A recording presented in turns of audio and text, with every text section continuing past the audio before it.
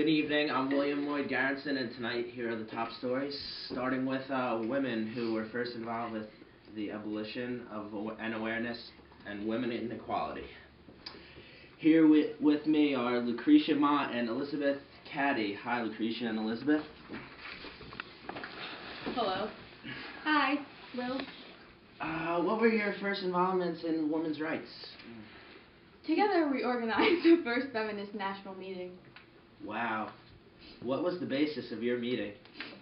Our Senetic Falls Convention in 1848, we demanded the right to vote and rejected the call of domesticity and favored total gender equality.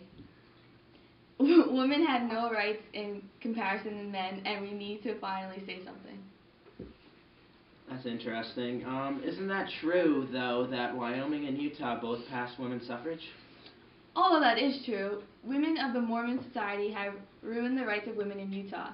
Once they were able to speak their minds and vote, they tried to promote their Mormon ideas. Due to the government trying to outlaw multiple marriages, women's rights were taken away. Wouldn't you consider yourself reformers of women's rights? Well, many people don't realize the importance of women's rights in the new American system. American women have a much greater role in the economy due to values like the putting out system, family mills, and mills like Lowell Mills. Women deserve all the rights that men have. The market revolution promoted many middle-class values of women like steadiness, responsibility, hard work, and sobriety.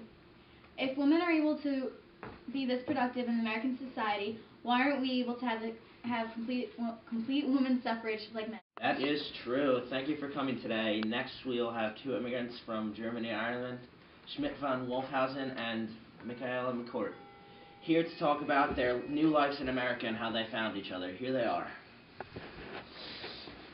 How are we doing today? Very good, and you? Spectacular. Good. What made you come from Germany? I was one of the many Germans to come to the United States due to higher wages in industrial jobs in the north. There were low fares on the Trans-Appalachian ships, which made it easy to travel. Michaela, what made you come from Ireland? I came for the same reason, but also because of the potato famine. It forced my entire family and most friends out of Ireland due to the fact that potatoes are a main source of diet. Was it hard adjusting from a foreign country and becoming a member in this society? When I first moved here, I was forced to live in urban slums where poverty, disease, and crime were common. Soon, police forces, sanitized water, sewage disposal, and house stands were improved. But since I'm poor, I was barely affected. And you, Michaela? There was a lot of prejudice and tension, especially towards the Irish immigrants because of Catholicism. Nativism emerged among American citizens, which led to anti-Catholic riots, and rallies, so we migrated to the West to become farmers. And Michaela, how did the people treat an Irish immigrant in the American society? Well, when I first came to America, my family and I originally wanted to move to the South. But since the South was more of a richer community, and coming from Ireland, we did not have much, we had to move up north. Due to the North being very urbanized and industrialized, there were many people from Ireland living in the same areas. I met up with people from similar towns and that lived nearby there and stayed with them for a while for apprenticeships. But due to the fact that I was Catholic and many people in the U.S. only wanted Protestant faith, it was hard to get along.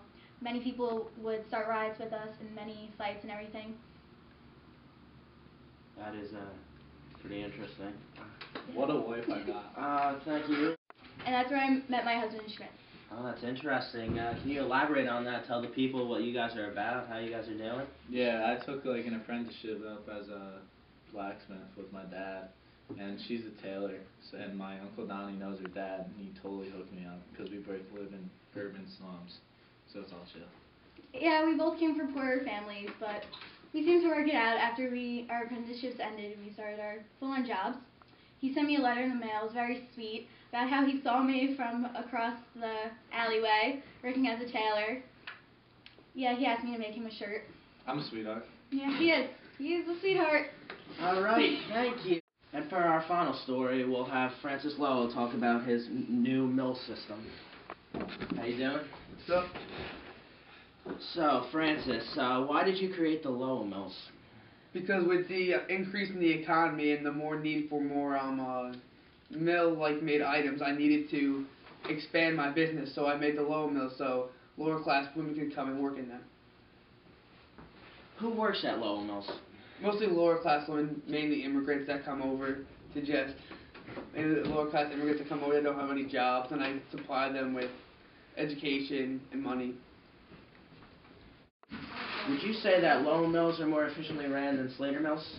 They're definitely more efficient than Slater Mills. Most women that work in my mills are lower class immigrants that come over and are eager to work, so they work very hard. And I also have clocks around my mill campus, so the girls know when to go to work. Thank you, Francis.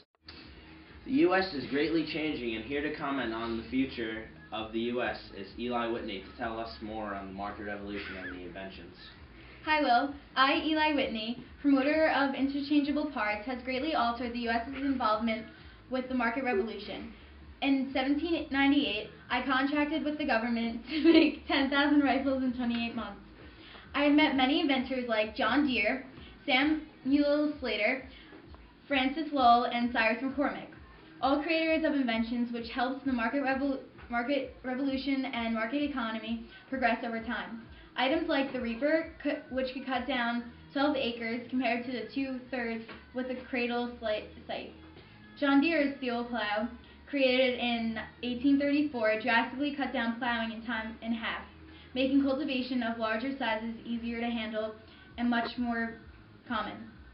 This also led to an increase of commercial farming. Francis Lowell, who spied on British ideals for factories, which then improved their machinery for cotton, invented the power loom.